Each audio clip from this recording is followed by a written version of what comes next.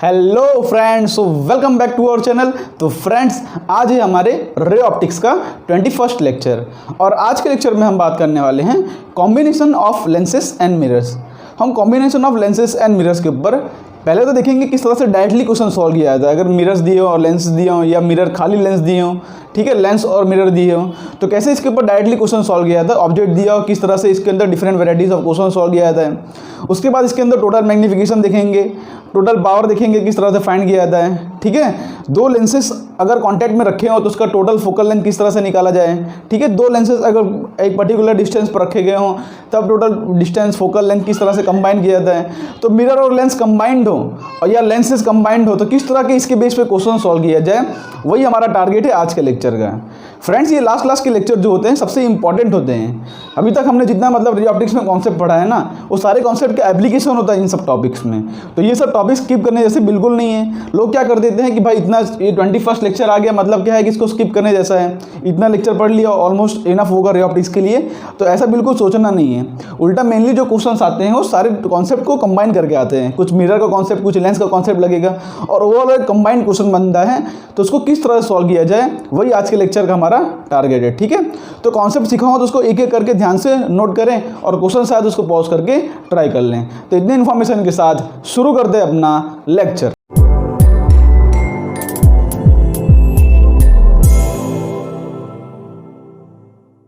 तो फ्रेंड्स, शुरू करते हैं अपना लेक्चर। आज का हमारा टॉपिक है combination of lenses and mirrors. तो फ्रेंड, जब कभी भी कॉम्बिनेशन ऑफ लेंसेज आए या लेंस और मिरर को कंबाइन कर दिया हो तो इसका सिंपल एक बेसिक सा तरीका होता है फॉर्म करने का। भाई ऑब्जेक्ट हो, मतलब पहले वाले लेंस होगा, उसके अंदर हम जो है अपना इमेज फॉर्म करेंगे और वही इमेज जो है दूसरे के लिए ऑब्जेक्ट का काम करेगा। बस ये सिंपल सा प्रोसीजर होता है। बस इसके अंदर दो तीन वैरायटी के क्वेश्चन आते हैं। हम जो है डायरेक्टली कोई कॉन्सेप्ट ना पढ़ के डायरेक्टली क्वेश्चन शुरू करेंगे और क्वेश्चन से ही कॉन्सेप्ट अंडरस्टैंड करेंगे, ठीक है। जैसे मान लो हमारे पास यहाँ पे दो लेंस दिया हो कोई इस तरह से, करना कुछ नहीं होता। जो पहले वाले का इमेज है और दूसरे वाले के लिए ऑब्जेक्ट बन जाएगा। उसके बाद उसके वजह से हमको फाइनल इमेज फॉर्म करना होता है। सिंपल सा प्रोसीजर होता है इसका। बस इसके अंदर दो तीन वैरायटी क्वेश्चन हो सकते हैं जो कि हम देख लेते हैं किस तरह क्वेश्चन आते हैं। उसको कर लोगे, अपना कॉन्सेप्ट जो है क्लियर है। और बाकी जो है कुछ कॉन्सेप्ट जो है पिछला उठा के इसके अंदर ऐड करते हैं और कुछ नहीं, ठीक है। जैसे मान लो यहाँ पे कोई ऑब्जेक्ट हो, इससे 10 सेंटीमीटर दूर रखा गया है। अब बोल देंगे इसका जो फोकल लेंथ है 10 सेंटीमीटर है। यहाँ मैंने दो कॉन्वेक्स लेंस दिया है, एक कॉन्वेक्स और एक कॉन्केव लेंस भी ले सकते हैं, दो कॉन्केव लेंस भी ले सकते हैं, प्लेनो कॉन्केव, कॉन्वेक्सो कॉन्केव, ठीक है। ऐसे कोई भी टॉपिक को कंबाइन कर सकते हैं। ऐसे भी कर सकते हैं कि इसका फोकल लेंथ ना देकर इसका रेडियस दे दें और इसका जो है रिफ्रैक्टिव इंडेक्स दे दें। तो अगर रेडियस और रिफ्रैक्टिव इंडेक्स दिया हो बाई चांस, मैं आपको बता दे रहा हूँ क्या क्या तरीके होते हैं, तो आप डायरेक्टली ये फोकल लेंथ का फॉर्मूला यूज़ करोगे।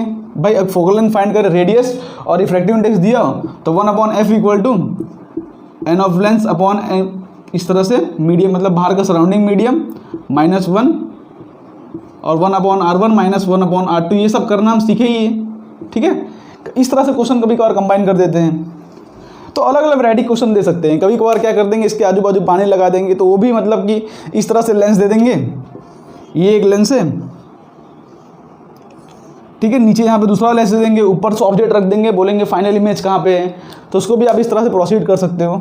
तो मेनली इन लोग का जो तरीका होता है वो कुछ नहीं होता है, मतलब यहाँ पे फोकल लेंथ के अलग अलग तरीके पूछ सकते हैं। यहाँ पर ऑब्जेक्ट देके उसका फाइनल इमेज किस तरह से फॉर्म करना है वो भी दे सकते हैं, ठीक है।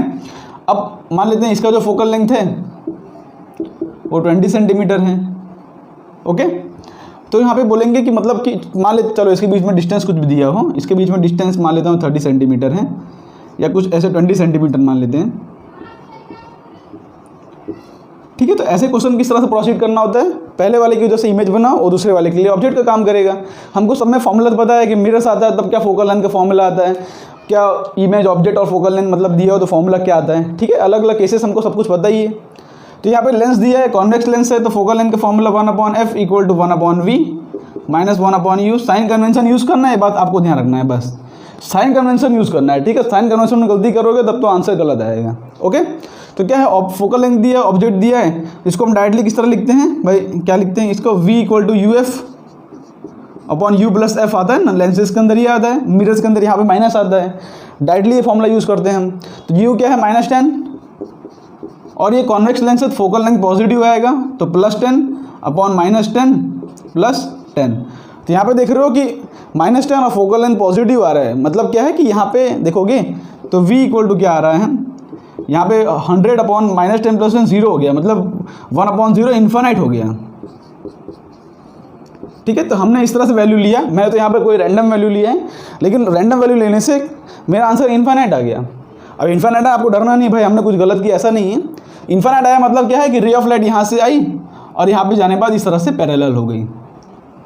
ठीक है, ये तो मैंने वैल्यू लिया इसलिए ऐसा आंसर आ गया, जरूर नहीं हर बार ऐसा आंसर है, कभी कभार क्या होता है ये कन्वर्ट करेगा, उसके बाद इसका अब ये जो है ऑब्जेक्ट बन जाएगा दूसरे के लिए, तो इस तरह से क्वेश्चन होता है। तो यहाँ पे अपना आंसर इन्फानाइट है, मतलब क्या कि रे ऑफ लाइट यहाँ पे पैरेलल हो गई होगी इस तरह से। ओके, अब पैरेलल रेस ऑफ लाइट आएगी, यहाँ पे टकराएगी।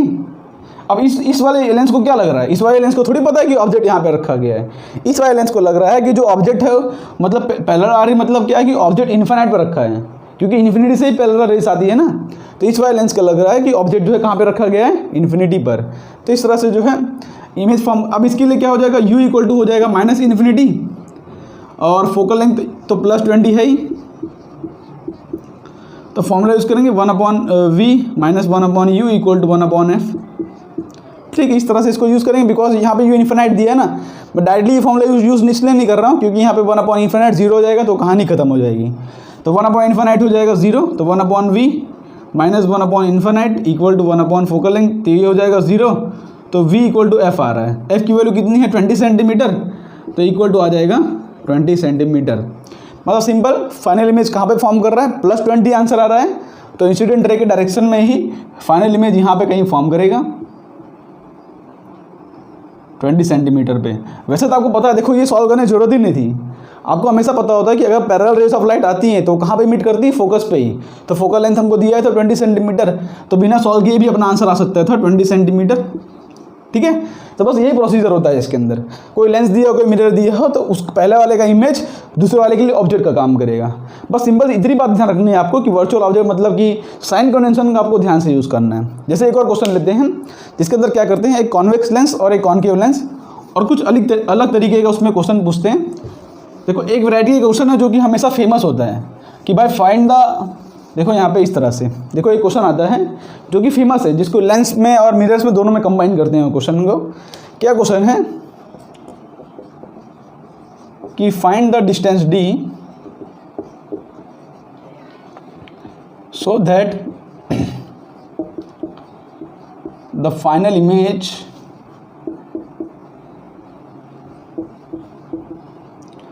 is formed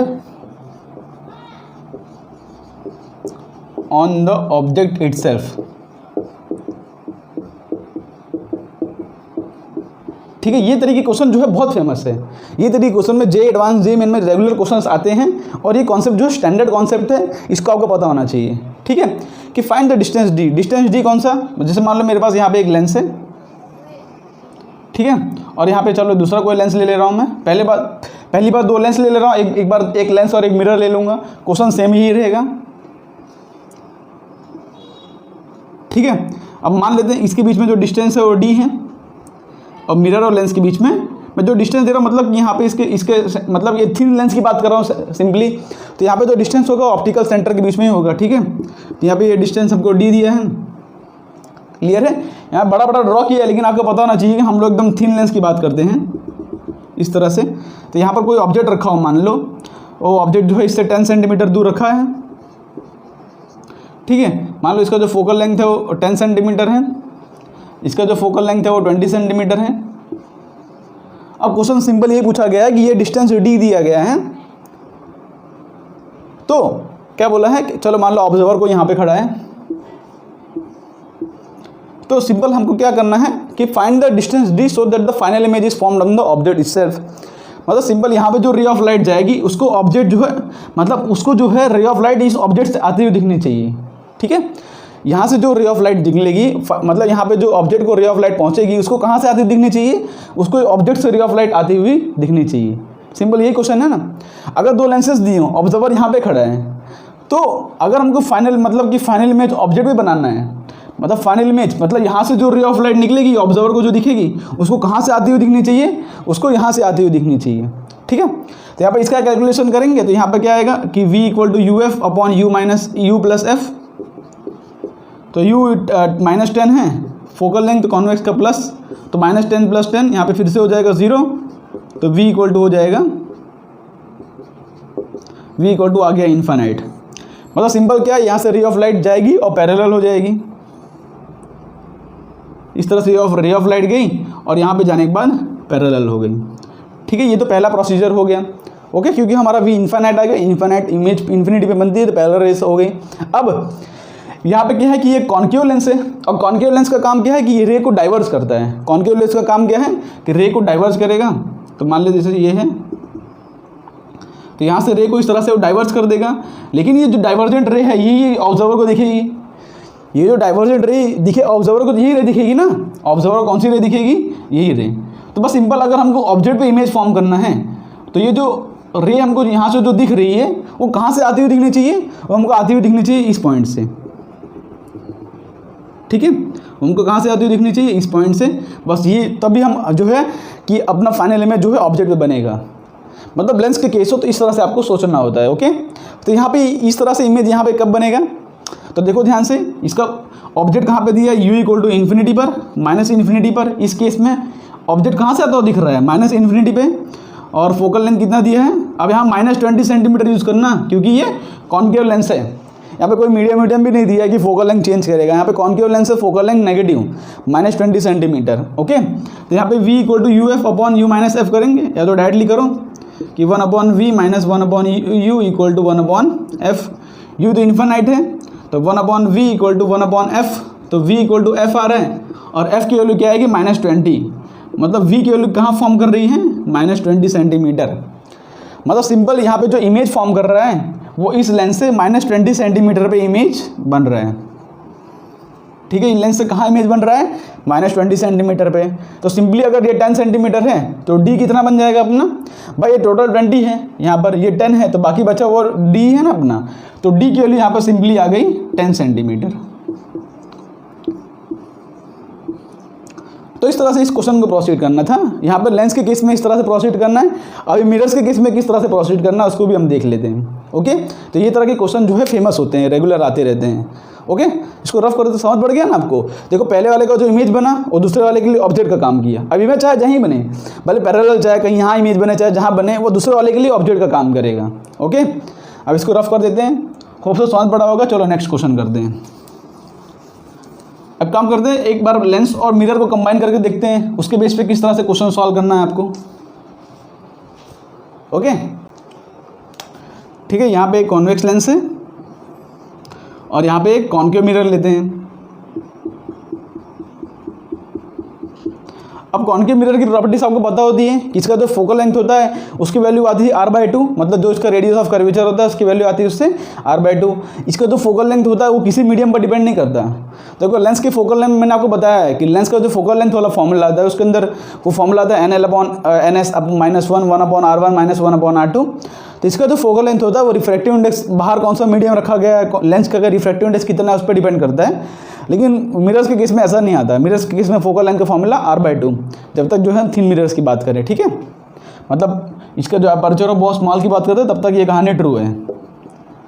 तो इसके बेस पर किस तरह क्वेश्चन सॉल्व किया जाता है, मान लेते हैं डिस्टेंस d है अपना, और क्या है यहाँ पे ऑब्जेक्ट रखा गया है जो कि यहाँ से 15 सेंटीमीटर पे है।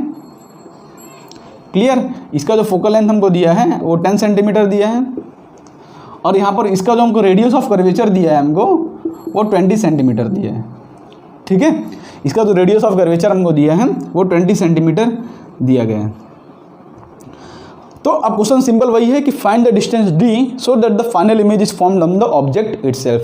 तो जब आपको पता है कि जो लेंस होता है वो रिफ्रैक्शन करता है और मिरर जो होता है रिफ्लेक्शन करता है। पहली बात तो रे ऑफ लाइट इस तरफ तो जाएगी ही नहीं क्योंकि रिफ्लेक्शन वाला कॉन्सेप्ट है। तो यहाँ पर रे ऑफ लाइट टकराएगी तो वापस रिफ्लेक्ट करेगी। क्या करेगी, रिफ्लेक्ट करेगी। ठीक है, अब इस केस में किस तरह से क्वेश्चन सॉल्व करना है कि यहाँ पे ऑब्जेक्ट है और हमको फाइनल इमेज बनाना है ऑब्जेक्ट पर ही। तो इस केस में आपको ऐसा सोचना है, एक बार इसको पॉज करके ट्राई करो। ठीक है, खुद से सोचो, बिकॉज इसमें कोई भी नया कॉन्सेप्ट नहीं है, हम जो पिछला कॉन्सेप्ट यूज़ कर रहे हैं। बस इसके अंदर मिरर की प्रॉपर्टी आपको ओवरऑल यूज़ करनी है। ठीक है, करना क्या होता है कि यहाँ से जो रे ऑफ लाइट निकले, देखो ध्यान से, इसको करने के देखो पहला तरीका बताता हूँ, दो तरीके करने के लिए। एक पहला तरीका बताता हूँ, यहाँ से कोई रे ऑफ लाइट निकले, यहाँ से कोई रे ऑफ लाइट निकले अब मिरर के केस में आपको क्या पता है बताओ कि भाई ये अपना इसका मान लो रेडियस ऑफ कर्वेचर, ये इसका सेंटर ऑफ कर्वेचर, इसका सेंटर ऑफ कर्वेचर कहीं यहाँ पे आएगा ना, इसका सेंटर ऑफ कर्वेचर कहीं यहाँ पे आएगा। तो आपको जब मिरर्स वाला लेक्चर हो रहा था मैंने समझाया था कि रे ऑफ लाइट जब सेंटर ऑफ कर्वेचर से पास करती हैं तो वापस उसी पाथ में वो रिफ्लेक्ट बैक कर दी है।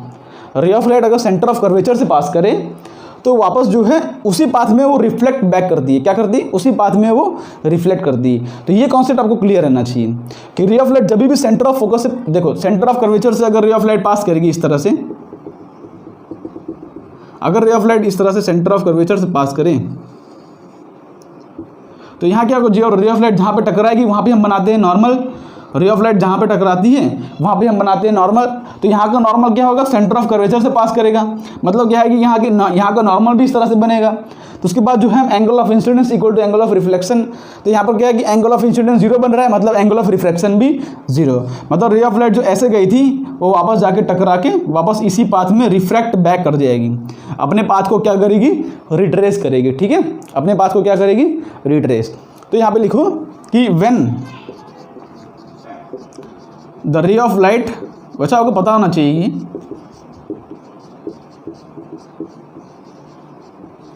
Passes through centre of curvature, centre of curvature, ठीक है, चलो लिख देता हूँ, चलो सेंटर ऑफ कर्वेचर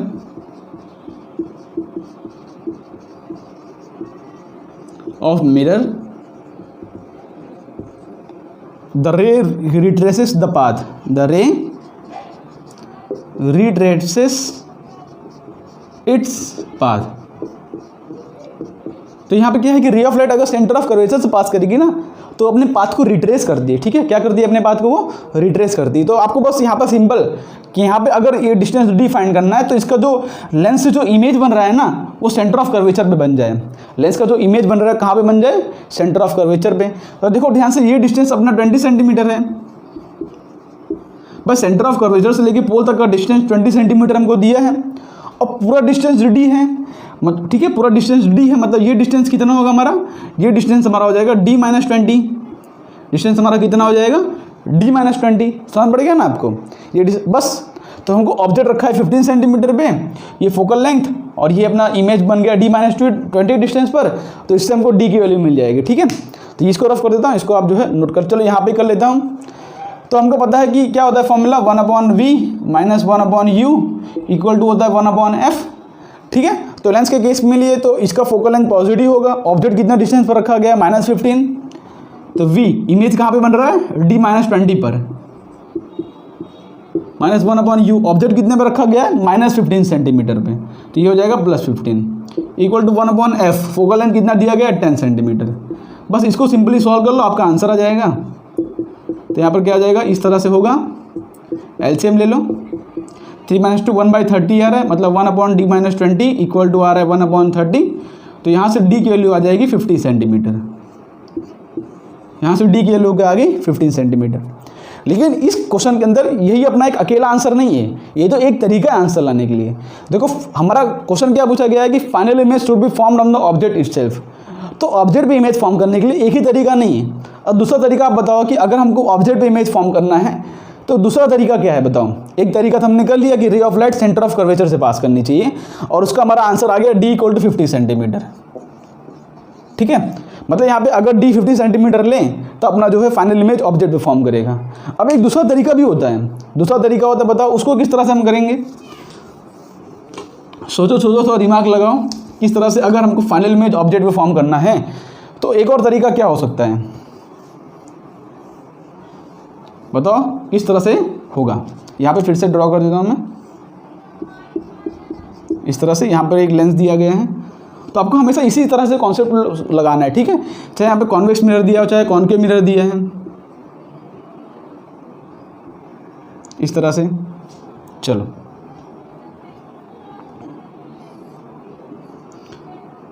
अब बताओ दूसरा तरीका क्या है।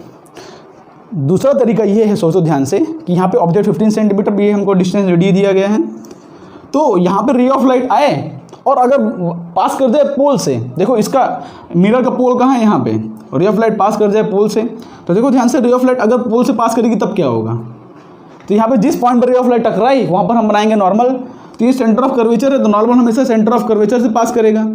तो यहाँ पर क्या होता है मिरर के केस में, जितना एंगल ऑफ इंसिडेंस उतना ही एंगल ऑफ रिफ्रैक्शन, मतलब यहाँ पे एंगल ऑफ इंसिडेंस आई है तो रे इस तरह से रिफ्लेक्ट भी कर जाएगी यहाँ पे इस तरफ, ठीक है। तो यहाँ पे जो एंगल ऑफ रिफ्रैक्शन होगा ये भी आर आएगा। तो ध्यान से देखो कि रे ऑफ लाइट मान लो यहाँ पे जो भी एंगल से रिफ्लेक्ट हुई है, अगर रे ऑफ लाइट उसी एंगल से आएगी तो वापस उसी एंगल पर रिफ्लेक्ट होगी कि नहीं। भाई सोचो यहाँ पे कि एंगल ऑफ रिफ्रैक्शन जो है यहाँ पे देखो, ये एंगल बराबर, अगर यहाँ पे ट्रायंगल बना के भी देख लोगे, ये एंगल बराबर, यहाँ पे 90 डिग्री बन रहा है, मतलब क्या है कि यहाँ पर ऊपर वाला एंगल भी सेम होगा ना। तो यहाँ पर फिर से रे ऑफ लाइट इस तरह से रिफ्लेक्ट बैक करके फाइनली रे ऑफ लाइट वापस जाके इसी पॉइंट पे इमेज बना देगी। तो ये दूसरा तरीका है कि रे ऑफ लाइट अगर पोल से पास करेगी, देखो ध्यान से कि angle of incidence equal to angle of refraction, ये जो कॉमन कॉन्सेप्ट है, कॉमन कॉन्सेप्ट कि अगर भाई ऑब्जेक्ट पर इमेज फॉर्म करना है तो एक तो तरीका है कि रे of light centre of curvature से पास करा दो, एक तरीका है कि रे ऑफ लाइट, क्योंकि यहाँ पे क्या है कि इमेज इस तरह फॉर्म करना, लेंस तो है नहीं यहाँ पे कि हम उसका मतलब फाइनल इमेज उस तरह से हम रिट्रेस मतलब इस तरह से फाइंड करेंगे। तो पोल से पास किया, जितना एंगल ऑफ इंसिडेंस उतना एंगल ऑफ रिफ्रैक्शन, तो यहाँ पे वापस रिफ्रैक्शन करने के बाद रे ऑफ लाइट जो है इस तरह से वापस यहाँ पे फॉर्म कर जाएगी। तो दूसरा तरीका है यहाँ पे कि जो इमेज बने, मतलब जो क्या बोलते हैं v इक्वल टू हो जाए वो प्लस d सेंटीमीटर, है ना भाई, डिस्टेंस टोटल d दिया है, मतलब इमेज d पे बन जाए तो अपना जो है काम बन जाएगा। बस सिंपल आप कॉन्सेप्ट लगा दो, v equal to u f upon u minus f, या 1 upon v minus 1 upon u equal to 1 upon f. Image किसी को बनाना है d पे, माइनस 1 अपॉन यू कितना है -15 इक्वल टू 1/10, इसका फोकल लेंथ तो पॉजिटिव होता है कॉनकेव का, तो यहाँ पे क्या हो जाएगा 1 upon d equal to 1 upon 10 minus 1 upon 15। तो इसका सिंपली आंसर क्या आ जाएगा 1/30, मतलब यहाँ पे डी की इक्वल टू 30 सेंटीमीटर। मतलब अगर हमको फाइनल इमेज ऑब्जेक्ट फॉर्म करना है तो या तो इस मिरर और लेंस के बीच में डिस्टेंस रख दो 30 सेंटीमीटर, या तो इस मिरर और बीच में डिस्टेंस रख दो 50 सेंटीमीटर, ठीक है। दो तरीके हैं यहाँ पे object final image object form करने के। आई होप सो आपको ये क्वेश्चन समझ पड़ा होगा किस तरह से प्रोसीड करना होता है। तो ये तो एक वैरायटी ऑफ क्वेश्चन, जब भाई लेंस हो गए मतलब कि मिरर्स कंबाइन किए हो तो इसी तरह के क्वेश्चन आते हैं उसके अंदर। कभी कभार पूछेंगे फाइनल इमेज की कहाँ बनेगा, ठीक है, फाइनल इमेज वर्चुअल होगा कि रियल होगा, वो सब जो है हम रे डायग्राम से देख के समझ सकते हैं, बिकॉज ये सब कॉन्सेप्ट हम पहले पढ़ चुके हैं, बहुत क्वेश्चंस किए हैं इसके ऊपर। तो इसके ऊपर आप क्वेश्चन करोगे तो आपका अटकेगा नहीं, आप उस क्वेश्चन को ट्राई करना वो आपका बनेगा।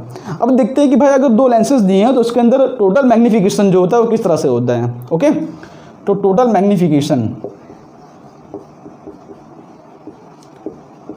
अब टोटल मैग्नीफिकेशन का क्या फंडा है कि भाई पहला रे ऑफ लाइट कुछ ना कुछ उसको मैग्नीफाई करेगा, डिमिनाइज करेगा। देखो ध्यान से, यहाँ पर इस तरह से अगर दो लेंसेस ले लूँ, अब कोई भी लेंसेस हो सकते हैं, मैं यहाँ पर सिर्फ एक जनरल केस की बात कर रहा हूँ, कोई दिक्कत वाली बात नहीं है उसके अंदर, ठीक है। यहाँ पर मान लो एक ऑब्जेक्ट रखा गया है, ठीक है, जिसकी पर्टिकुलर कोई हाइट है, हाइट ऑफ ऑब्जेक्ट। अब क्या होगा यहाँ पे, चलो कोई भी डिस्टेंस हो, नॉर्मल डिस्टेंस, तो मतलब क्या है कि मान लेते हैं चलो इसका फोकल लेंथ कहीं यहाँ पे, फोकल लेंथ से पार रखा गया तो इमेज जो है यहाँ पे कहीं बनाएगा। वो कॉन्वेक्स लेंस कहाँ पे इमेज फॉर्म करता है, रियल इन्वर्टेड। अगर ये फोकल लेंथ के अंडर होता तो इमेज यहाँ पे बनता, वो कहीं भी इमेज बने। अपना कॉन्सेप्ट क्या है कि अपने को टोटल मैग्नीफिकेशन फॉर्म करना है। तो अपने सिंपल कोई एक केस लेके चलते हैं, मान लो ये फोकल लेंथ के पार रखा गया है तो इमेज यहाँ पे एनलार्ज बनेगा इस तरह से, ठीक है। एफ और 2F के बीच में बनता है तो इमेज एनलार्ज बनता है। तो वही केस लेके चलते हैं।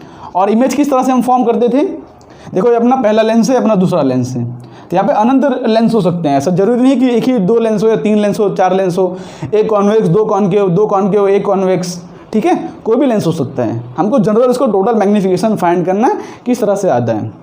तो यहाँ पे क्या होगा कि हम क्या करते थे कि parallel raise of light pass करेंगी फोकस से, तो पैरेलल रेज ऑफ लाइट गई और पास करी फोकस से।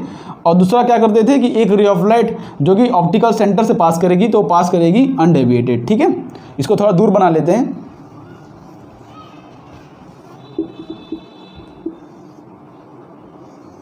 तो यहाँ पे क्या है कि इसका जो भी मैग्नीफिकेशन है, मतलब ये अपना हाइट ऑफ इमेज बन जाएगा, ठीक है, या तो इसको बोल H1 बन जाएगा। चलो यहाँ पे H1 है, ये H0, ये H1, ठीक है, बिकॉज हाइट ऑफ इमेज जो है इसके वजह से बाद में ये भी बनाएगा ना, तो पहले की वजह से यहाँ पे इस तरह से इमेज बना, ठीक है। अब ये वाला जो इमेज है वो दूसरे वाले के लिए ऑब्जेक्ट का काम करेगा। तो भाई इसने जो इसको मैग्नीफाई किया, डिमिनाइज किया, कुछ भी किया, वो अपना मैग्नीफिकेशन मतलब कि M1 है, तो M1 की वैल्यू क्या हो जाएगी कि यहाँ पे जो भी डिस्टेंस हो अपना हाइट ऑफ इमेज h1 मतलब कि height of image h1 upon height of object, ये हो जाएगा m1 की वैल्यू। यही तो होता है भाई। या तो इसको हम लिखते हैं इक्वल टू v/u भी लिखते हैं, कोई दिक्कत वाली बात नहीं है, लेकिन अपने को मेन काम इससे है। तो ये m1 हमको मिल गया है पहले लेंस का, ये फर्स्ट लेंस है, ये सेकंड लेंस है। अब सेकंड लेंस में इसको कुछ ना कुछ मैग्नीफाइड इमेज जो भी करें हमको उससे मतलब नहीं है, यहाँ पर हमको टोटल मैग्नीफिकेशन फाइंड करना है बस। अब चाहे प्लस आए माइनस आए, +1/2 आए, 2 आए, मतलब कुछ भी वैल्यू हो सकती है, 0 से बड़ा मतलब 1 से बड़ा, 1 से छोटा, जो भी हो सकता है। तो हमको क्या करना है, यहाँ पे एक पैरेलल रेज ऑफ लाइट लेके जाएंगे, तो उसको इसके फोकस से पास करा देंगे इस तरह से, ठीक है। और एक रे ऑफ लाइट जाएंगे जो कि ऑप्टिकल सेंटर से पास करेगा। थोड़ा डायग्राम अच्छे से बना देते हैं,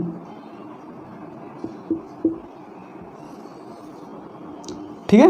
तो फाइनल इमेज जो है यहाँ पे कहीं बना, जिसको हम H2 बोल देते हैं। फाइनल इमेज कहाँ पे बना, H2, ठीक है, इस तरह से।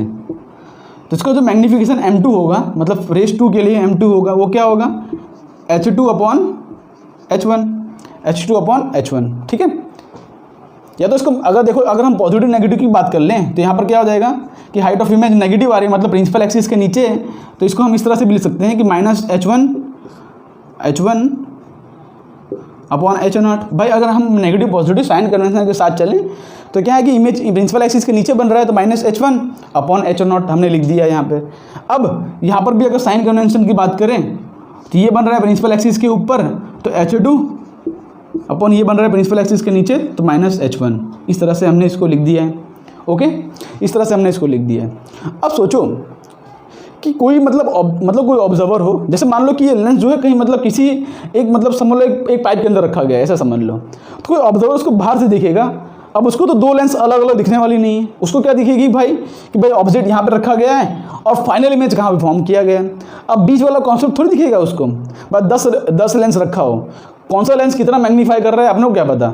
अपने को सिर्फ इतना पता है कि ऑब्जेक्ट कहाँ पे रखा गया है पहले वाले लेंस में, और फाइनली इमेज कहाँ पे बन रहा है। तो अगर टोटल मैग्नीफिकेशन की बात करें, एम टोटल की बात करूँ अगर, तो एम टोटल बताओ क्या होगा। एम टोटल सिंपली यही होगा कि भाई फाइनल इमेज क्या है, height of image upon height of object, तो height of image, final height of image upon height of object, यही तो होगा। तो फाइनली क्या बना अपना मैग्नीफिकेशन, फाइनली बना है h2 और पहले कितना था h0, ठीक है।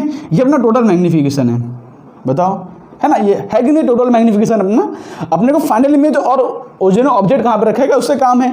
अब बीच में यहाँ पे 10 लेंस रखे हो, वो कितना मैग्नीफाई कर रहे हैं उससे थोड़ी काम है अपने को। तो अपने को काम क्या है कि फाइनल इमेज और ऑब्जेक्ट कहाँ पे रखा गया, ये अपना टोटल मैग्नीफिकेशन होता है, ओके। इसने कितना मैग्नीफाई किया, उसने मैग्नीफाई किया, तो फाइनल इमेज वहाँ पे जो बना होगा वो दोनों ने जितना मैग्नीफाई किया होगा उसके हिसाब से बना होगा वो। तो देखोगे ध्यान से h2 अपॉन h0 कैसे आएगा। अब डायरेक्टली हम इन दोनों को मल्टीप्लाई कर देता हूँ, ध्यान से देखोगे कि m टोटल इक्वल टू, अगर मैं m1 मल्टीप्लाई बाय m2 कर दूँ, m1 मल्टीप्लाई बाय m2, तो यहाँ पे देखो -h1 upon h0 equal to आ रहा है h2 बाई h1 -h1, तो माइनस से माइनस कैंसिल, h1 से h1 कैंसिल, तो अपना आंसर आ जाएगा h2 बाई h0। मतलब सिंपल, यहाँ पे कोई भी लेंस दिया आपको, दो मतलब कि 2-3 लेंस दिए हो, यहाँ पे कोई कॉन्वेक्स हो कॉनकेव हो, अगर आपको टोटल मैग्नीफिकेशन पूछा है, टोटल मैग्नीफिकेशन अगर आपको पूछा है तो आपका आंसर क्या आ जाएगा, m1 मल्टीप्लाई बाई m2, इस तरह से up to dot dot dot dot जितने भी हो, ठीक है। मल्टीप्लाई करना है, प्लस मत कर देना, बस इतनी बात आपको ध्यान रखना है। 10 लेंस दिया तो m1 multiply by m2 multiply by m3 multiply by m4, और m1 की वैल्यू क्या होती है, जैसे m1 की वैल्यू होगी v/u, पहले का इमेज अपॉन पहले का ऑब्जेक्ट, इस तरह से हम फाइंड कर लेंगे। दूसरे का इमेज जो मतलब इसका जो ऑब्जेक्ट बना होगा उसके लिए देखो, पहले वाले का ऑब्जेक्ट को इमेज फॉर्म करेगा, वो इमेज दूसरे वाले के लिए ऑब्जेक्ट का काम करेगा, उससे दूसरा कोई इमेज बनेगा।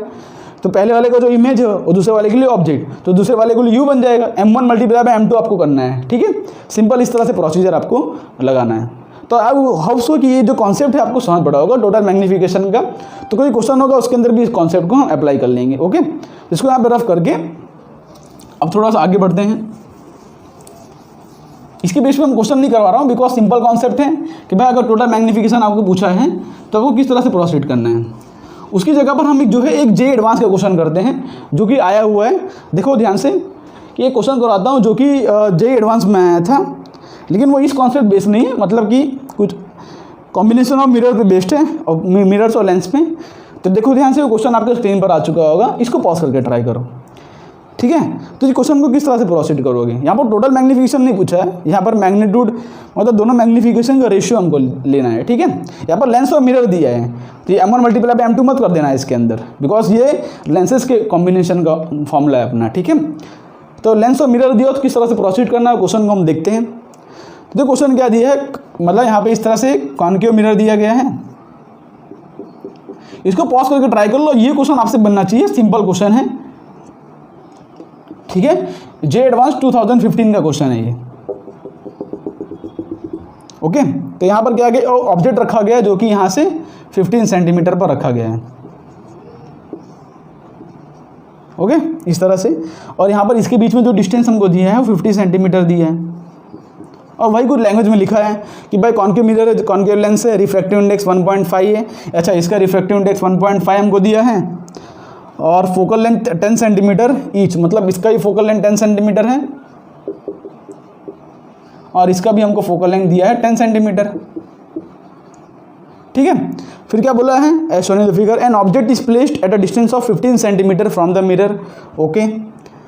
It's erect image form by this combination has magnification M1 when it is set up and kept in the medium of refractive index 7/6, the magnification becomes M2, the magnitude of M2 by M1।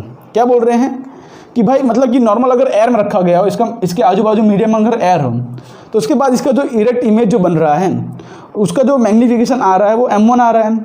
फिर यही setup को अगर हम एक refractive index में डाल दें, जिसका रिफ्रैक्टिव इंडेक्स मतलब कि बाद में जो सराउंडिंग का रिफ्रैक्टिव इंडेक्स दे दिया हमको 7/6, तब जो है देखो, अगर सराउंडिंग का रिफ्रैक्टिव इंडेक्स चेंज करेंगे उसके अकॉर्डिंग ये लेंस का फोकल लेंथ चेंज कर जाएगा, ठीक है। तो लेंस का अगर फोकल लेंथ चेंज करेगा तो उसके अकॉर्डिंग उसका मैग्नीफिकेशन चेंज कर जाएगा।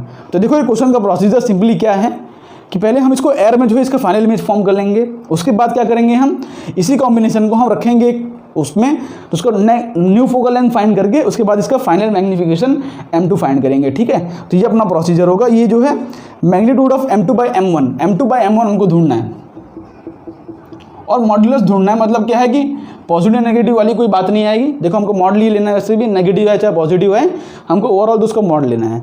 तो किस तरह से क्वेश्चन को प्रोसीड करेंगे, यहाँ पे ऑब्जेक्ट रखा गया जो कि 15 सेंटीमीटर फ्रॉम द मिरर है, अब बोल रहे हैं कि इसका इरेक्ट इमेज फॉर्म कर रहा है, ठीक है। अब देखो ध्यान से, ये 15 सेंटीमीटर फोकल लेंथ हमको दिया है 10 सेंटीमीटर। अब यहाँ पे एक लेंस दिया है, एक मिरर दिया है, तो किस तरह से क्वेश्चन को फॉर्म करेंगे, यहाँ पे इससे कितना दूर है, ये 15 सेंटीमीटर पे है, ठीक है। तो यहाँ पे ऑब्जेक्ट कितना दूर है, u इक्वल टू -15 सेंटीमीटर। अभी हम एयर की बात कर रहे हैं, ठीक है, बाद में मीडियम के अंदर देखेंगे। इसका फोकल लेंथ हमको कितना दिया है, 10 सेंटीमीटर।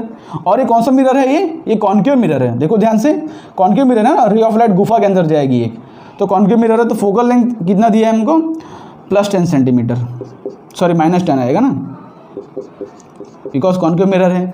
तो इससे इमेज कहाँ फॉर्म हो रहा है हम देखते हैं, ठीक है। तो इससे v इक्वल टू हो जाएगा UF, अपन मिरर के अंदर आता था U - F, तो U कितना है -15, फोकल लेंथ कितना है -10 अपॉन -15 + 10 हो जाएगा, ठीक है। -F तो ठीक है, -10 है तो +10 हो जाएगा, तो 150/5 आ रहा था। यहाँ से क्या आ जाएगा, ध्यान से, v इक्वल टू 150/-5, तो v इक्वल टू आ रहा है -30 सेंटीमीटर, v इक्वल टू आ रहा है -30 सेंटीमीटर। तो यहाँ पे जो है ये ऑब्जेक्ट है, इसका देखो ध्यान से, देखो सुनो, हमने पहले आपको ऐसा क्वेश्चन आएगा कि हमने पहले मतलब मिरर से क्यों, मतलब हमने ऑब्जेक्ट पहला रे ऑफ लाइट यहाँ पे भी जा सकती है, लेकिन हमने जो पहला रिफ्लेक्शन है वो मिरर से क्यों करा है। उसका सिंपल रीज़न है कि मिरर से रिफ्लेक्शन करने के बाद इसका इन्वर्टेड इमेज बनेगा, और इन्वर्टेड इमेज बनने के बाद इससे रिफ्लेक्शन करने के बाद इसका जो फाइनल इमेज जो बनेगा ना, जो फाइनल इमेज बनेगा वो इरेक्ट बनेगा। और क्वेश्चन में हमको क्या बोला है, देखो ध्यान से, क्वेश्चन में बोला है कि कहाँ लिखा है, N object is placed distant, it's erect image form by this combination has magnification M1, ठीक है। मतलब फाइनल जो इमेज बनना चाहिए दोनों कॉम्बिनेशन सो इरेक्ट होना चाहिए, वो तभी होगा जब रे ऑफ लाइट पहले मिरर से टकराए, उसका इन्वर्टेड इमेज यहाँ बना, उसके बाद इन्वर्टेड इमेज यहाँ बनने के बाद रे ऑफ लाइट लेंस से टकराए तो फाइनल इमेज जो है इरेक्ट बन जाए। इस तरह का प्रोसीजर है, सिंपल। तो v कितना है, -30 सेंटीमीटर, मतलब यहाँ से ये देखो 50 दिया है, मतलब 30 सेंटीमीटर दूर पे इमेज बना होगा। अब मैग्नीफिकेशन देख लेते हैं, M1 मैग्नीफिकेशन, तो M1 कितना हो जाएगा, वी बाई यू, देखो मिरर के केस में क्या आता है, मिरर केस में माइनस वी बाई यू आता है, ये भी ध्यान रखना।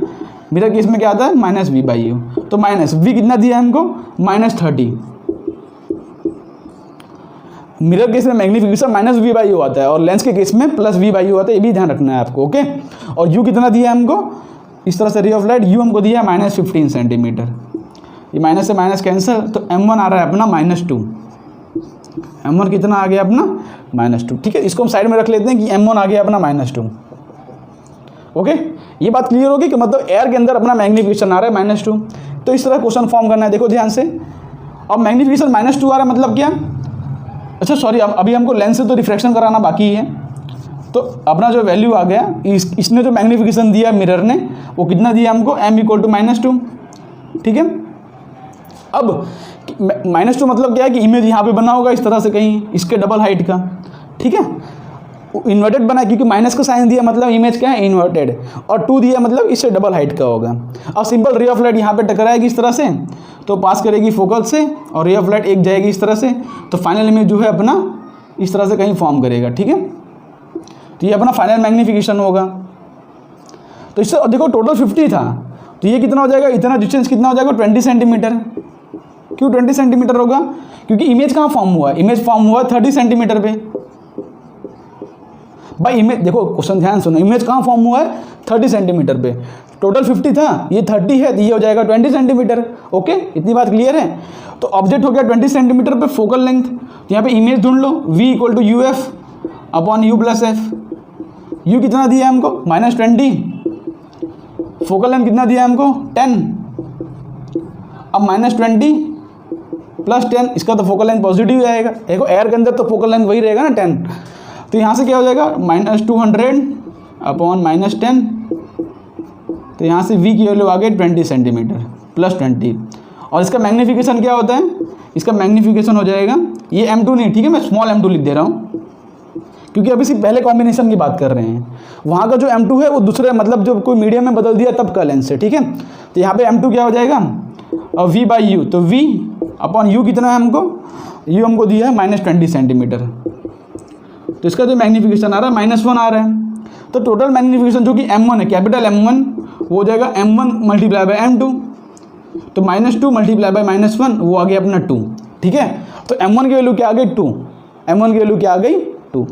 अब क्या होगा, देखो ध्यान से, दूसरे कॉम्बिनेशन में ये किसी मीडियम के अंदर रखा गया, मतलब जिसका रिफ्रैक्टिव इंडेक्स 7/6 है, एंड सराउंडिंग 7/6 दिया है, तो उसके अंदर चेंज क्या करेगा, उसके अंदर चेंज करेगा सिर्फ फोकल लेंथ, उसके अंदर चेंज करेगा सिर्फ फोकल लेंथ।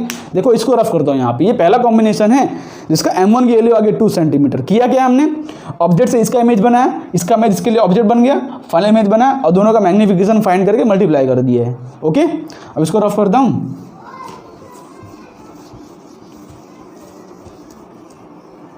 अब क्या कर दिया हमने, इसको किसी मीडियम में रख दिया है। तो पहली बात तो जो पहला वाला इमेज है ना, देखो मिरर है, उसको तो कोई मीडियम से फ़र्क नहीं पड़ता, बिकॉज उसका जो फोकल लेंथ आता है वो r/2 आता है, तो उसके फोकल लेंथ से कोई फ़र्क नहीं पड़ेगा कि मीडियम में रखा गया है। तो पहला तो जो इमेज है v = 30 सेंटीमीटर, और जो पहला मैग्नीफिकेशन m1 है उसका आंसर तो सेम ही आने वाला है, जो कि क्या आया था, -2 आया था ना, तो वो तो वो बदलेगा नहीं। बदलेगा क्या, इसके बाद इसका जो सेकंड रिफ्रैक्शन होगा ना, ये बदलेगा, क्योंकि इसका फोकल लेंथ चेंज कर रहे हैं। कॉन्सेप्ट समझ पड़ रहे हो ना, कॉन्सेप्ट एकदम सिंपल आसान है, बस खाली कैलकुलेशन करना है हमको। तो अब न्यू फोकल लेंथ फाइंड कर लेते हैं, जब कोई सी मीडियम रखा गया तब कितना फोकल लेंथ आ रहा है। अब इसका फोकल लेंथ चेंज हो जाएगा, जो कि f' हो जाएगा, उसकी वैल्यू हमको ढूंढनी है। तो एयर के अंदर फॉर्मूला क्या था, और दूसरे मीडियम के अंदर हम उसका फोकल लेंथ फाइंड करते हैं। तो देखो एयर के अंदर ये था 1/, focal length in air = NL/NS - 1, 1/R1 - 1/R2। और किसी मीडियम के अंदर क्या होगा, किसी मीडियम के अंदर हो जाएगा NL/NS/LN 1/R1 - 1/R2। देखो दोनों मीडियम के अंदर रेडियस तो सेम ही रहेगा, बिकॉज लेंस तो थोड़ी चेंज कर रहा है। तो यहाँ पर ये कैंसिल हो जाएगा, ये कैंसिल हो जाएगा। अब एयर के अंदर क्या था, एयर के अंदर फोकल लेंथ हमको दिया था 10, तो यहाँ पर 10 रखूँगा, इक्वल टू लेंस का क्या है 3/2, तो लेंस का हो जाएगा 1.5 अपॉन एयर का। देखो सराउंडिंग पहले एयर था, तो सराउंडिंग पहले एयर था 1 - 1, ठीक है। उसके बाद किसी मीडियम के अंदर इस तरह के क्वेश्चन हम कर चुके हैं, तो मीडियम के अंदर लेंस का क्या होगा 1.5, और किसी मीडियम को कितना दिया है हमको 7/6 दिया है। तो चलो इसको इस तरह से लिख लेता हूँ मैं, 1.5 को 3/2 और ये हो जाएगा 7/6 -1 इस तरह से। बस इसके अंदर से FM ढूंढ लो। तो क्या हो जाएगा यहाँ से कि FM/10 इक्वल टू क्या हो रहा है 1.5 - 1.5 हो रहा है और 0.5 × 2 7 14 ऊपर जाएगा। तो 0.5 × 14 अपन नीचे क्या आ रहा है 3 6 18 -14 तो नीचे आ रहा है 4। ठीक है, ये कैलकुलेशन अपना बन रहा है। ओके, ये बन रहा है ना 1.5 - 1 0.5 और 2 7 14 गया ऊपर और 3 6 18 -14 तो 4 हो गया। ठीक है, तो यहाँ से 1/2 हो जाएगा, 0.5 को लिख लेता हूँ मैं 1/2 तो 14/8 आ रहा है। मतलब क्या है, सिंपल कैलकुलेशन यहाँ पे इसका फोकल लेंथ 7/4 आ रहा है। ठीक है, हाँ, तो यहाँ से इसका FM कितना आ जाएगा 7/4 × 10 तो यहाँ 70/4 मतलब 35/2 सेंटीमीटर अपना इसका जो है फोकल लेंथ आ रहा है। पॉजिटिव ही आ रहा है, इसकी वैल्यू कोई नेगेटिव तो नहीं आ रही ना। 18 - 14 हाँ पॉजिटिव आ रही है, मतलब अभी भी जो है इसकी वैल्यू जो है पॉजिटिव है। क्यों पॉजिटिव? सिंपल हमने बताया था आपको कि बाहर का रिफ्रैक्टिव इंडेक्स अगर अंदर से ज़्यादा होता भी इसकी प्रॉपर्टी चेंज कर दी है, लेकिन अभी तो बाहर का रिफ्रैक्टिव इंडेक्स देखो 1 पॉइंट कुछ आएगा, लेकिन 1.5 से तो कम ही है, तो अभी इसकी प्रॉपर्टी चेंज नहीं किया है। ओके, देखो पिछले कॉन्सेप्ट का किस एप्लीकेशन है यहाँ पे। तो नया फोकल लेंथ क्या आ गया 35/2। तो बस हम उसका अब मैग्नीफिकेशन फाइंड कर लेते हैं। इसको यहाँ से हटा दूँ, 35/2 आया, अब ध्यान रखना उसको। तो फोकल लेंथ अब नया क्या आ गया F' इसकी वैल्यू आ गई 35/2 सेंटीमीटर।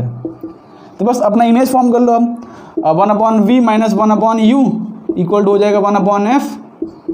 इमेज कितने बनेगा हमको नहीं पता, ऑब्जेक्ट कितने पर रखा गया ये तो सेम ही रहेगा ना, बिकॉज ये 30 सेंटीमीटर पे इमेज फॉर्म करेगा। मिरर में तो कोई कहानी चेंज नहीं करेगी, कोई मीडियम मत लोगे, बिकॉज मिरर का refractive index, object, image, focal length कोई भी मतलब क्या है कि मीडियम पर डिपेंड नहीं करता। ठीक है, समझ पड़ गया ना। ऑब्जेक्ट कितना डिस्टेंस पर रखा गया है -20 इक्वल टू 1/, फोकल लेंथ कितना है 35/2। तो बस सॉल्व करेंगे 1/v इक्वल टू 2/35 - 1/20। बस इसका एलसीएम ले लो तो क्या हो जाएगा 70 140, मतलब ये हो जाएगा 2 × 70 4 और ये 7 है ना 140 हो गया। ठीक है, तो 8 - 7 8 - 4 2 8 - 7 1 हो जाएगा, 8 - 7 हो जाएगा 1 और नीचे आ रहा है 140, यही तो आ रहा है ना। हाँ, तो यहाँ पे v इक्वल टू कितना आ गया 140 सेंटीमीटर। तो अगर मैग्नीफिकेशन M2 की बात करूँ तो हो जाएगा v/u लेंस के अंदर, तो 140 अपन ऑब्जेक्ट कितने पर रखा गया है 20 सेंटीमीटर पे -20, तो M2 वैल्यू कितनी आ गई -7। ठीक है, तो M2 जो कैपिटल M2 है उसकी वैल्यू क्या हो जाएगी -2 × -7 जो कि आ गई +14 सेंटीमीटर। बस, तो ओवरऑल मैग्नीफिकेशन हम करते हैं M2/M1 और मॉड्यूलस लेना है। ठीक है, तो माइनस से कोई हमको मतलब नहीं है। तो M2/M1 करेंगे, अगर M2/M1 कर रहा हूँ उसकी वैल्यू कितनी आ जाएगी देखो 14 / -2। ठीक है, 14/-2 पर उसका मॉड लेना है तो अपना ओवरऑल आंसर आ जाएगा 7। तो 7 आपको इनपुट की तरह एंड करना था। तो इस तरह से क्वेश्चन को देखो ध्यान से, इसके अंदर फोकल लेंथ चेंज कर दिया तो किस तरह क्वेश्चन, और मिरर को लेंस को कंबाइन कर दिया। तो आई होप से ये क्वेश्चन समझ पड़ा होगा और अब जो है कॉम्बिनेशन ऑफ लेंसेज वाला टोटल कॉन्सेप्ट आपका क्लियर हो गया होगा। ठीक है, तो इसको यहाँ से रफ करके अब जो है थोड़ा सा आगे बढ़ते हैं। नेक्स्ट कॉन्सेप्ट है पावर ऑफ द लेंस। अब ऐसे छोटे छोटे कॉन्सेप्ट, इसको एक बार सुन लो, एक बार सुन लोगे तो आपको आ जाएगा। ठीक है, बस एक ही बार देखने की जरूरत है। ओके, तब नेक्स्ट कॉन्सेप्ट क्या था, क्या है पावर ऑफ द लेंस। अब पावर ऑफ द लेंस से अब क्या समझ पड़ता है, यहाँ पे लिखो कि it is the ability of the lens, it is the ability of the lens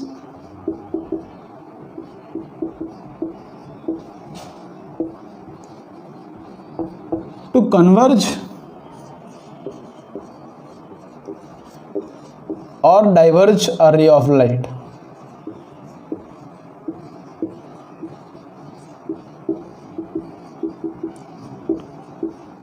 ठीक है, तो हम कभी भी ऑप्टिशियन के पास जाते हैं, जैसे किसी को स्पेक्टेक्स रहता है तो सबको अलग अलग नंबर्स की पावर होते हैं। किसी का पावर +1, किसी का पावर +2, और जिसका जिस हिसाब से पावर होता है -1 +1 जो भी हो, उसके अकॉर्डिंग उसका लेंस बना के देखते हैं। मतलब कि भाई जितना ज़्यादा पावर होता है उसके हिसाब से उसका लेंस होगा, कॉन्केव होगा, कॉन्वेक्स होगा, डिपेंड करता है कि आपका पावर कैसा है। ठीक है, आपको दूर का इमेज नहीं दिख रहा है कि नज़दीक का मतलब नहीं दिख रहा है। ठीक है, उस हिसाब से उसका लेंस डिज़ाइन होता है।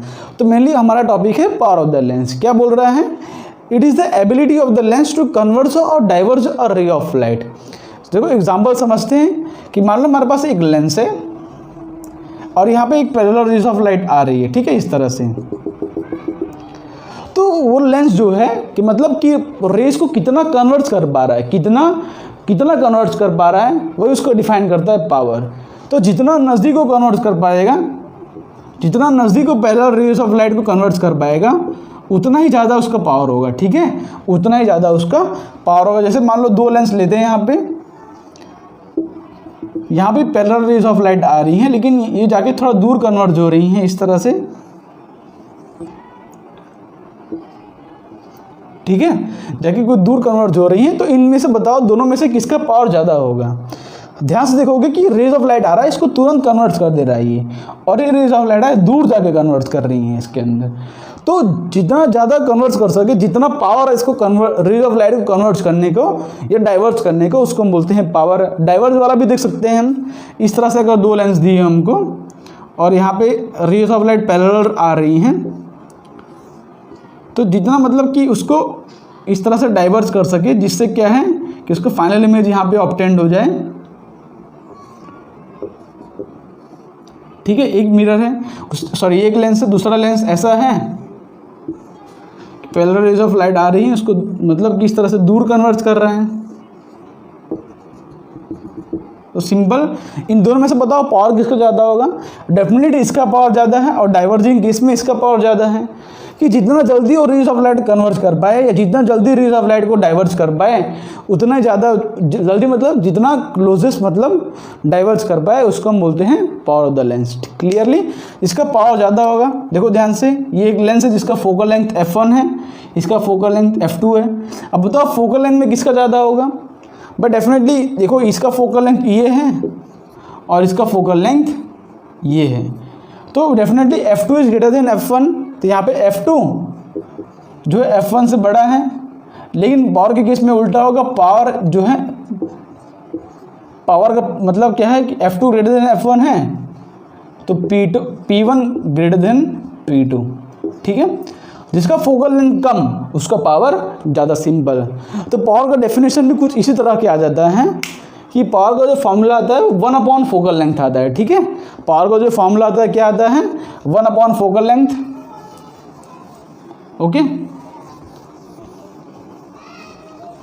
जैसे यहाँ पर सिर्फ एक लेंस को बात करके चर्चा चला है अपना।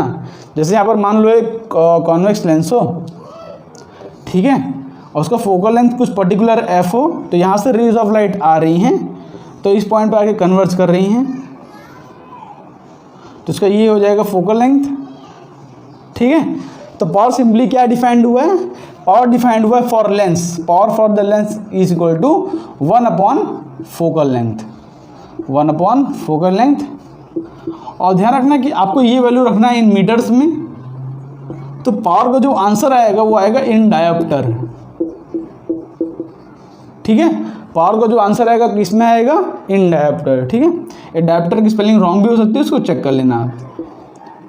पावर यूनिट किस में आता है? डायोप्टर, जिसको हम +d से डिफाइन करते हैं, मतलब d से डिफाइन करते हैं।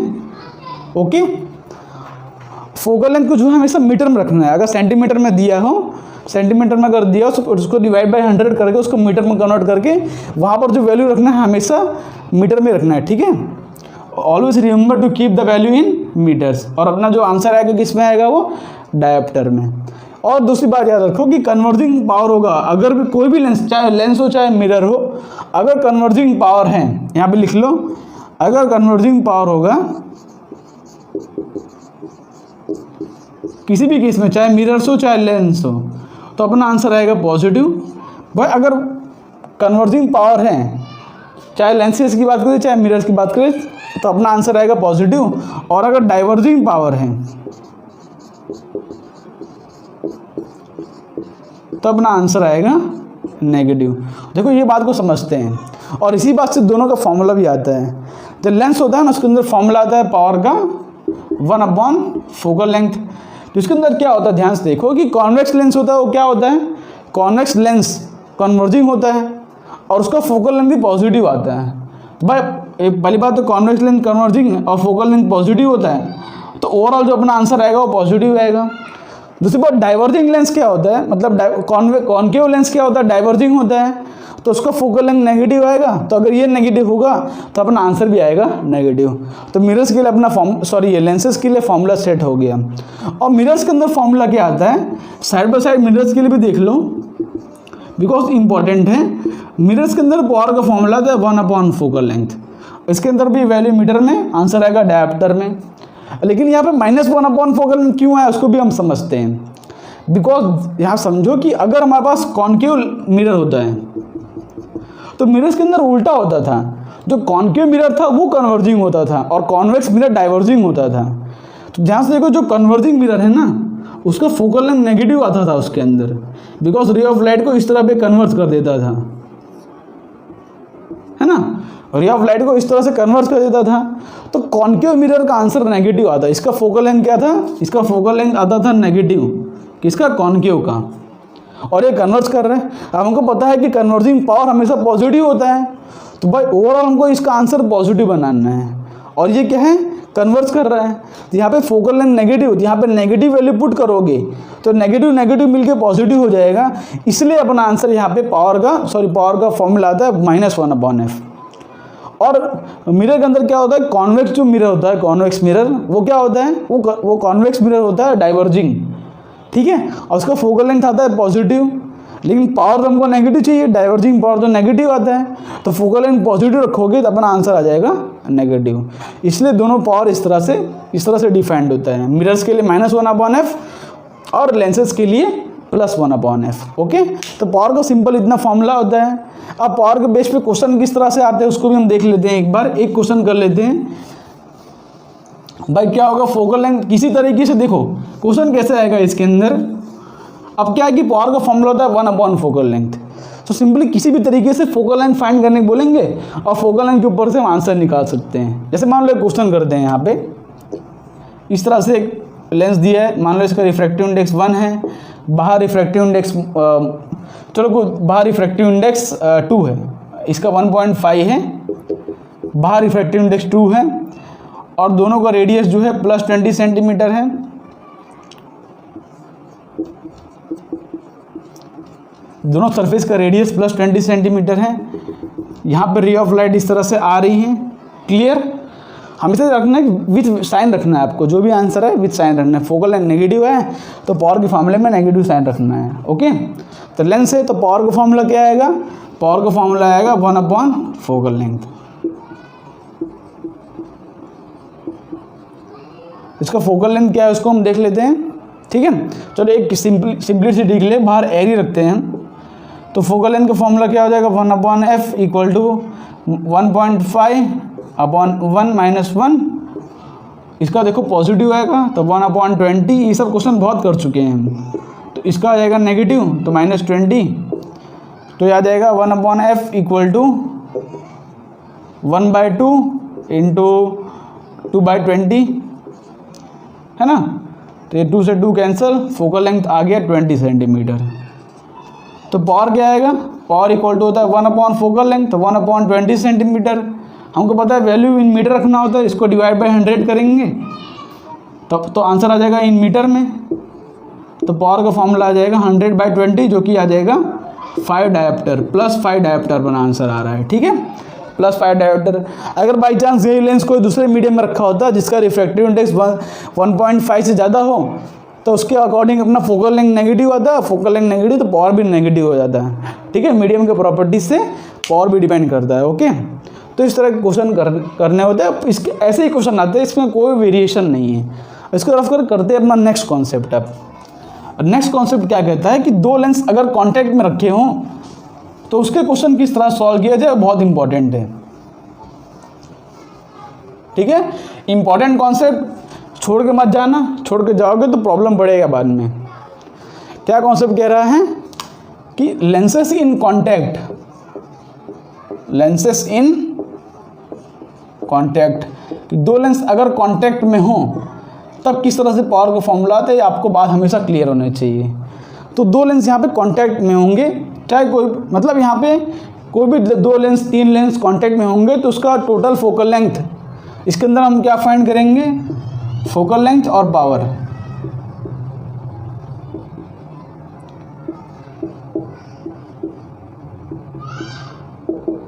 ठीक है, तो मान लेते हैं हमारे पास इस तरह से एक लेंस है और दूसरा लेंस उससे जस्ट कांटेक्ट में रखा गया है, इस तरह से ऑलमोस्ट टच कर रहा है उसको। और ध्यान रखना कि हम हमेशा थिन लेंस की बात करते हैं, यहाँ पे बहुत बड़े बड़े मोटे मोटे लेंस की बात नहीं कर रहे हैं हम, ऑलमोस्ट एक पर्टिकुलर एकदम थिन लेंस की बात कर रहे हैं। ठीक है, लेंसेज विद कांटेक्ट मतलब कि वो लेंस जो है एक दूसरे से चिपके हुए हैं। ठीक है, उनके बीच में कोई सेपरेशन नहीं है, कोई डिस्टेंस नहीं है, दो लेंस आपस में कांटेक्ट में हो। तो मान लो इसका जो फोकल लेंथ f1 है, इसका जो फोकल लेंथ f2 है। ठीक है, इसका फॉर्मूला क्या आता है, इसका जो टोटल फोकल लेंथ का फॉर्मूला आता है 1/f टोटल, इसको f इक्विवेलेंट बोलते हैं, जो कि होता है 1/f1 + 1/f2। बताओ ध्यान से देखो, जैसे हम ऑप्टिशियन के पास जाते हैं तो आपको पता होगा, कभी आप नंबर चेक कराने जाते हो अगर, तो पहले तो आपको कोई कुर्सी बैठाएगा। ठीक है, उसके बाद क्या करता है, एक लेंस लगाता है, मतलब वो एक पता है एक चश्मा होता है, मतलब इस तरह से गोल गोल चश्मा होता है। तो उसमें क्या करता है, पहले एक लेंस लगाएगा और उसके आगे दूसरा लेंस लगाएगा। ठीक है, आपको जो है आगे नंबर रीड करने बोलेगा, भाई कौन सा नंबर है, कहाँ पे क्या है। तो आपको अलग अलग कंडीशन मतलब कि पूछेगा भाई कि अलग अलग लेंस लगाएगा, यहाँ पे एक लेंस है उसके अकॉर्डिंग दूसरा लेंस लगाएगा और देखेगा कि आपको कौन से लेंस में अच्छा दिख रहा है।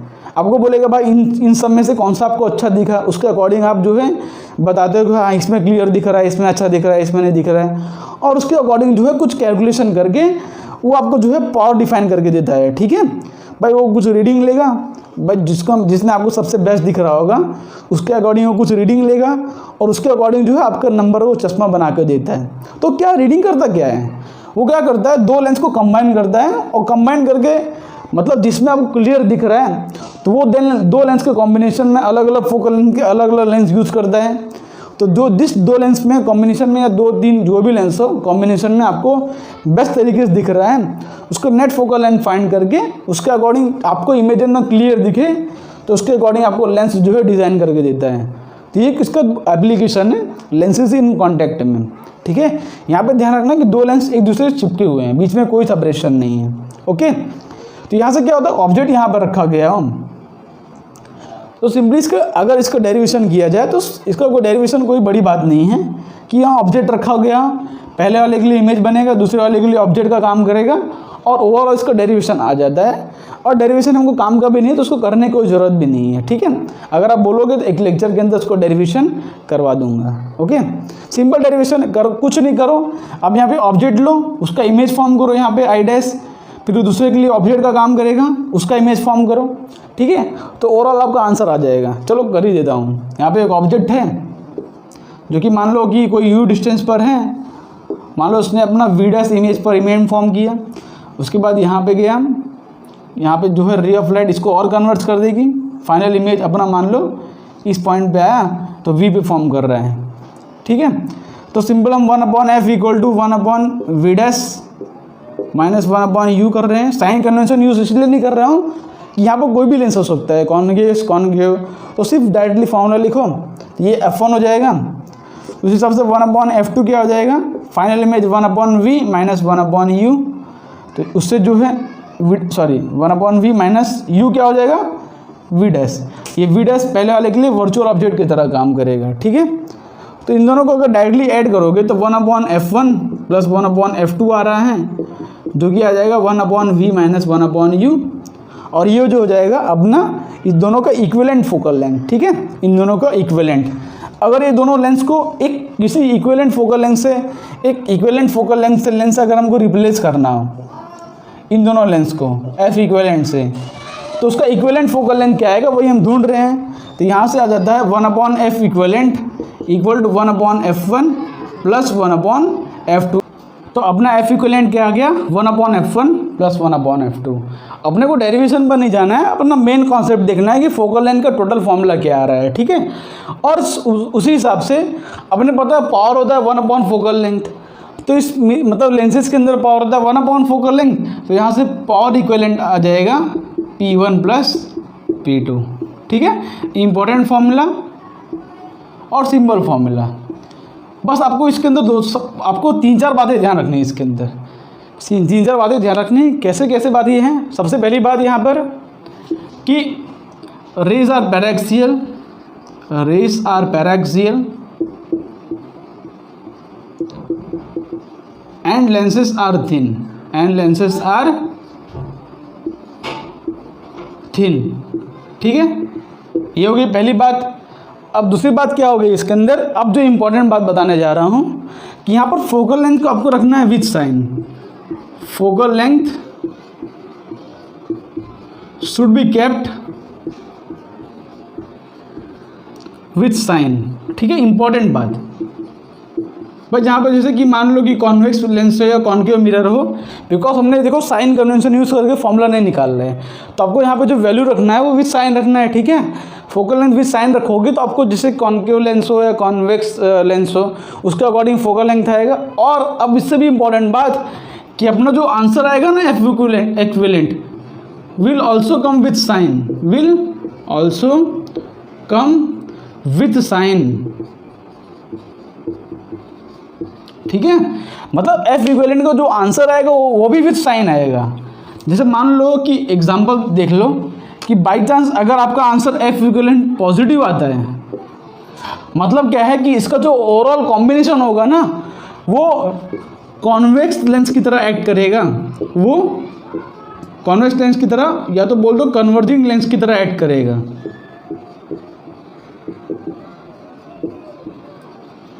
ठीक है। एयर में रखा हो ओवरऑल इसका आंसर अगर पॉजिटिव आ रहा है तो कॉन्वेक्स लेंस की तरह एक्ट करेगा।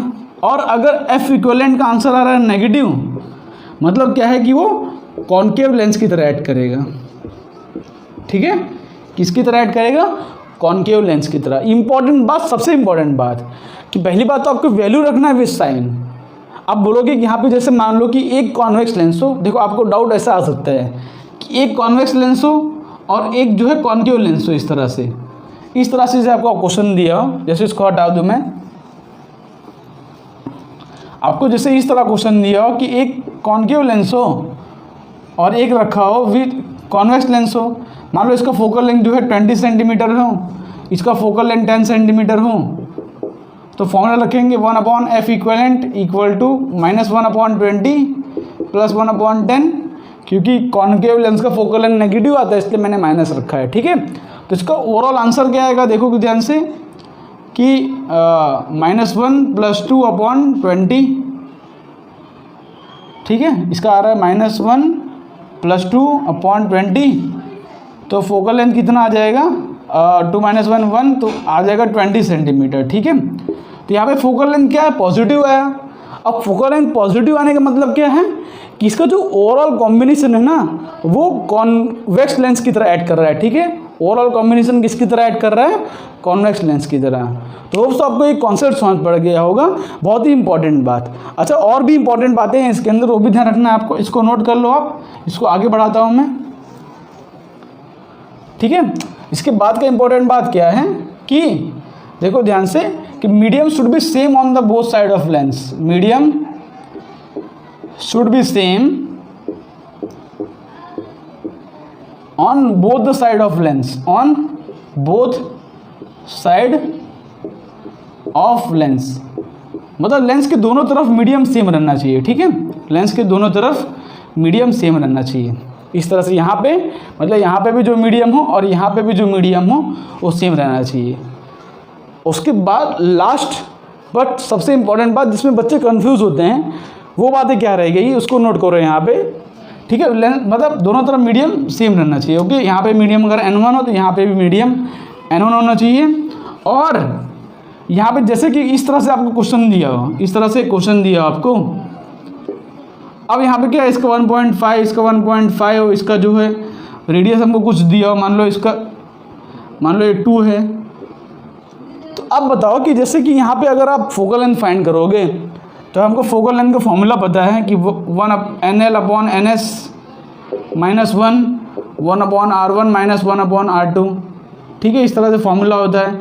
सबका focal length 20 centimetre by chance दिया हो तो यहाँ पे क्या सराउंडिंग मीडियम आप 1.5 रखोगे। जैसे सेकेंड लेंस का आप फाइंड कर रहे हो, ये बीच वाले लेंस का, तो बीच वाले लेंस का सराउंडिंग मीडियम 1.5 नहीं रखना है आपको। यहाँ पे F1, F2 and F3 are the individual focal length, ठीक है। यहाँ पे लिख लो इस पॉइंट को लिख लो कि F1, F2 ... Fn are the individual focal